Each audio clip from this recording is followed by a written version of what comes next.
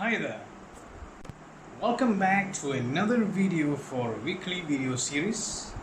This time we're doing week 6.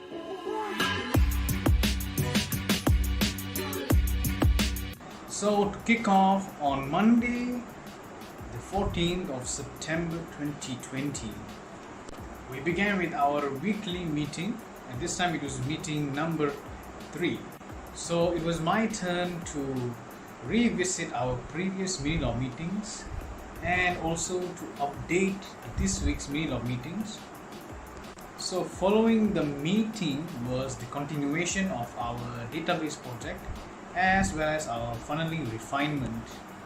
So at the moment the client had already viewed our landing page and provided some feedback, so we were required to improve some of the things that we had been missing out on the landing page, which were basically the spacing, font and spacing as well, spacing between the text and the thumbnails as well as the videos, the spacing in between those videos, and basically the general font and theme used.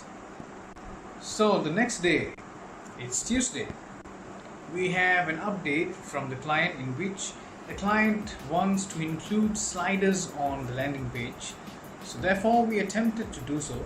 So after trying hours and hours, we managed to make a slider, but we could not insert the slider on the landing page.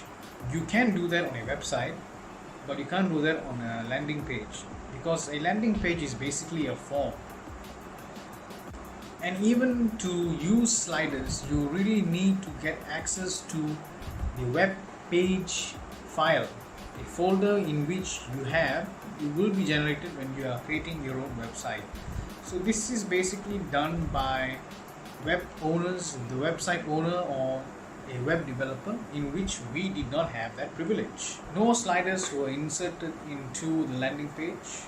Apart from the sliders, we also updated the payment section, in which we updated the packages offered for the products. So for example, we had like package A, B and C with different number of items as well as the pricing with discounts. So moving on to Wednesday, in which we tried to test out our MySQL server alongside with our PHP MyAdmin, and we tried creating databases and cross-referring them to the MySQL console, in which proved that our MySQL server was working. We were using localhost and I was using port 3308. So the next day, Thursday, we headed out to the grid, the office, and we met up with Dr. Shainas once again. Well, this time around we discussed on the specifications on how the front end was supposed to be. Searching for experts. So under that tab, members of the IEEE page will be able to look up for experts in the profile by using a certain keyword or keywords, and we were actually discussing on how those keywords would work and how parent domains and child domains pop up.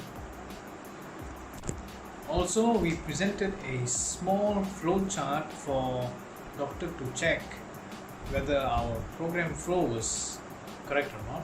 So we had a little flowchart for that. That was pretty much it for Thursday. So moving on to Friday, we actually continued our database project, in which today I have began my lesson with some of the basics with JavaScript, because I believe that we will be using JavaScript for web development, in which we'll have to get access to the development mode and we have to play with JS. So that is why I decided to take a peek at JavaScript and see what I can grasp for now. Well, I guess that's it for the 5 days in week 6. Thank you very much. I'll see you in the next episode of weekly videos. Till then.